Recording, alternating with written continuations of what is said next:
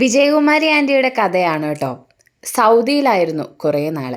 അങ്ങനെ പലഹാരങ്ങളൊന്നും ഉണ്ടാക്കിയൊന്നുമുള്ള വലിയ പരിചയമില്ല. എന്നാൽ കഴിഞ്ഞ 4 വർഷമായിട്ട് എല്ലാവരുടെയും മനസ്സും വയറും ഒക്കെ കീഴടക്കുന്ന അടിപൊളി പലഹാരങ്ങൾ ഉണ്ടാക്കി വിൽക്കുകയാണ് ആൻറ്റി. തിരുവനന്തപുരം ജില്ലയിലെ അന്തിയൂർക്കോണം എന്ന് പറയുന്ന സ്ഥലത്ത് ലക്ഷ്മി തട്ടുകടയിലാണ് ഈ രുചിയുള്ള പലഹാരങ്ങൾ കിട്ടുന്നത്.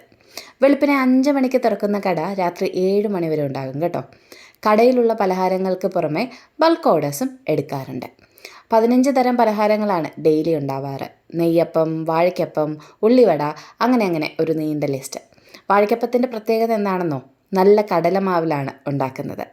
അതുകൊണ്ട് തന്നെ നല്ല സൂപ്പർ ടേസ്റ്റും. പിന്നെയുള്ള സ്പെഷ്യൽ ഐറ്റംസാണ് പപ്പട ബജി, ശീമച്ചക്ക ബജി, വഴുതന ബജി, അങ്ങനെയൊക്കെ. സമോസയും ഒക്കെ ഉണ്ടാകാറുണ്ട്. മറ്റൊരു പ്രത്യേകത എന്താണെന്ന് വെച്ചാൽ 10 രൂപയ്ക്ക് ഫുൾ മുട്ടയുള്ള മുട്ട ബജിയാണ് കിട്ടുന്നത്. എണ്ണയൊന്നും റീയൂസ് ചെയ്യാറില്ല കേട്ടോ.